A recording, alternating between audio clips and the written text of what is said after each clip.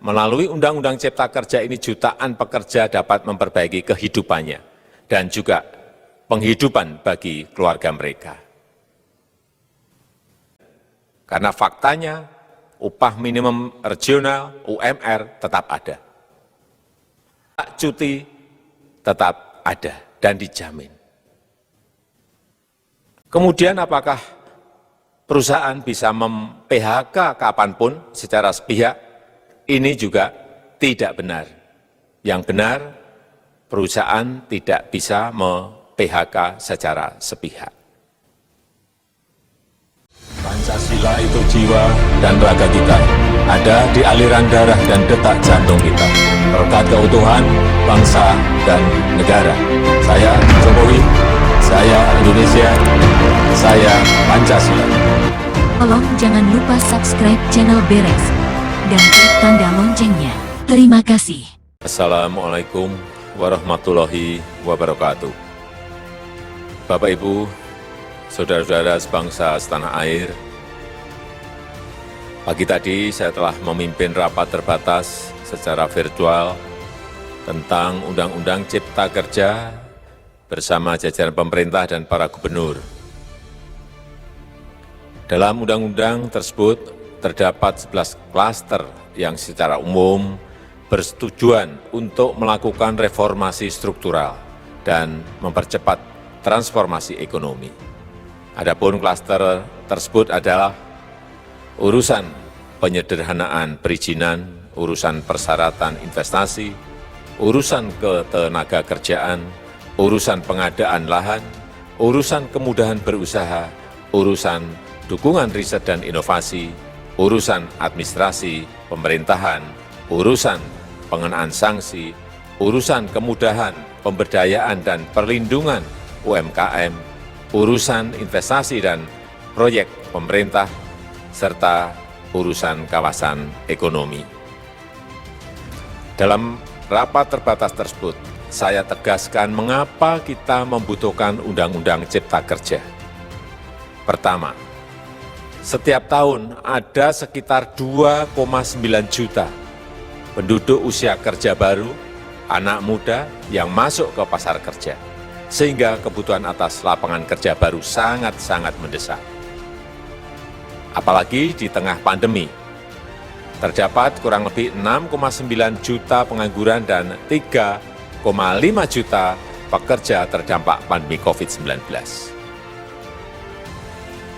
Dan sebanyak 87% dari total penduduk bekerja memiliki tingkat pendidikan setingkat SMA ke bawah, di mana 39% berpendidikan sekolah dasar. Sehingga perlu mendorong penciptaan lapangan kerja baru, khususnya di sektor padat karya.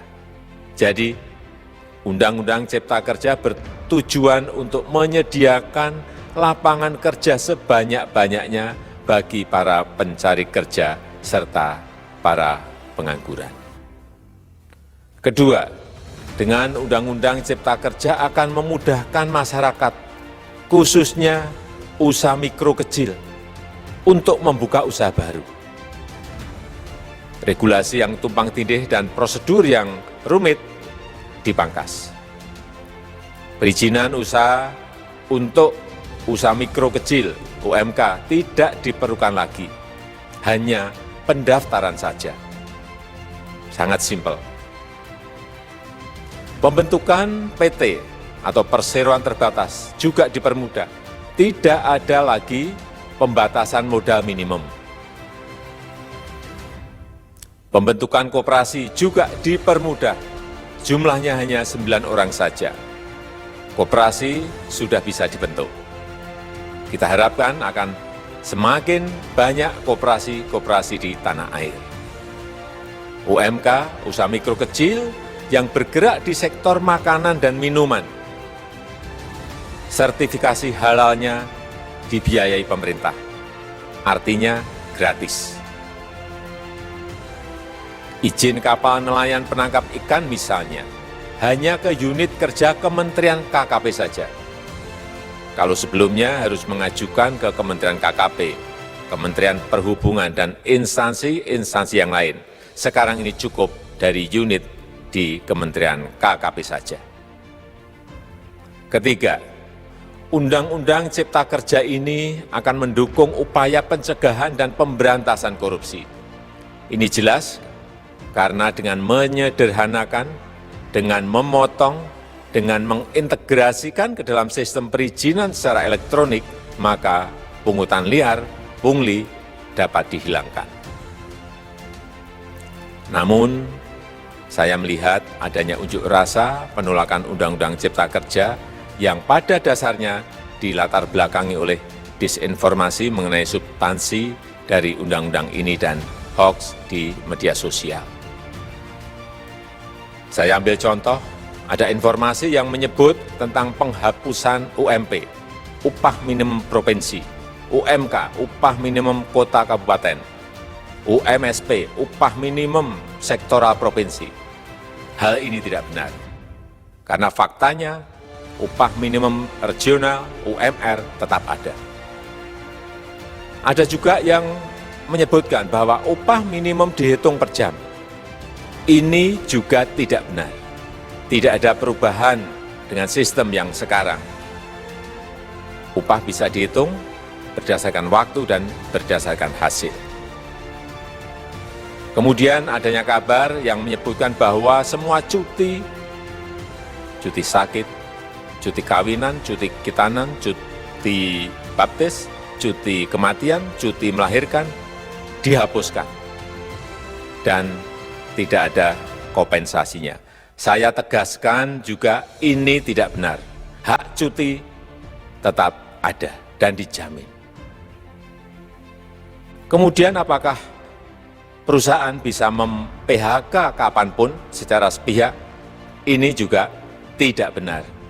Yang benar, perusahaan tidak bisa mem-PHK secara sepihak. Kemudian juga pertanyaan mengenai benarkah jaminan sosial dan kesejahteraan lainnya hilang. Yang benar, jaminan sosial tetap ada. Yang juga sering diberitakan tidak benar adalah mengenai dihapusnya AMDAL, analisis mengenai dampak lingkungan. Itu juga tidak benar. AMDAL tetap ada. Bagi industri besar harus studi AMDAL yang ketat. Tetapi bagi UMKM lebih ditekankan pada pendampingan dan pengawasan. Ada juga berita mengenai Undang-Undang Cipta Kerja ini mendorong komersialisasi pendidikan. Ini juga tidak benar. Karena yang diatur hanyalah pendidikan formal di kawasan ekonomi khusus, di KEK. Sedangkan perizinan pendidikan tidak diatur di dalam Undang-Undang Cipta Kerja ini. Apalagi perizinan untuk pendidikan di pondok pesantren. Itu tidak diatur sama sekali dalam Undang-Undang Cipta Kerja ini. Dan aturannya yang selama ini ada tetap berlaku. Kemudian diberitakan bahwa keberadaan bank tanah. Bank tanah ini diperlukan untuk menjamin kepentingan umum, kepentingan sosial, kepentingan pembangunan nasional, pemerataan ekonomi, dan konsolidasi lahan serta reforma agraria. Ini sangat penting untuk menjamin akses masyarakat terhadap kepemilikan tanah, kepemilikan lahan. Dan kita selama ini tidak memiliki bank tanah. Saya tegaskan juga bahwa Undang-Undang Cipta Kerja ini tidak melakukan resentralisasi kewenangan dari pemerintah daerah ke pemerintah pusat. Tidak ada. Perizinan, berusaha, dan pengawasannya tetap dilakukan oleh pemerintah daerah sesuai dengan NSPK, norma, standar, prosedur, dan kriteria yang ditetapkan pemerintah pusat. Ini agar dapat tercipta standar pelayanan yang baik di seluruh daerah. Dan penetapan NSPK ini dapat nanti akan diatur di dalam PP atau peraturan pemerintah. Selain itu, kewenangan perizinan untuk non-perizinan berusaha tetap ada di Pemda, sehingga tidak ada perubahan. Bahkan kita melakukan penyederhanaan, melakukan standarisasi jenis dan prosedur berusaha di daerah. Dan perizinan berusaha di daerah diberikan batas waktu. Ini yang penting di sini. Jadi ada service level of agreement. Permohonan perizinan dianggap disetujui bila batas waktu telah terlewati. Saya perlu tegaskan pula bahwa Undang-Undang Cipta Kerja ini memerlukan banyak sekali peraturan pemerintah atau PP dan peraturan presiden atau Perpres. Jadi setelah ini akan muncul PP dan Perpres yang akan kita selesaikan paling lambat 3 bulan setelah diundangkan. Kita pemerintah membuka dan mengundang masukan-masukan dari masyarakat dan masih terbuka usulan-usulan dan masukan dari daerah-daerah. Pemerintah berkeyakinan melalui Undang-Undang Cipta Kerja ini jutaan pekerja dapat memperbaiki kehidupannya dan juga penghidupan bagi keluarga mereka. Dan kalau masih ada, jika masih ada ketidakpuasan terhadap Undang-Undang Cipta Kerja ini, silahkan mengajukan uji materi atau judicial review melalui MK, Mahkamah Konstitusi. Sistem ketatanegaraan kita memang mengatakan seperti itu. Jadi,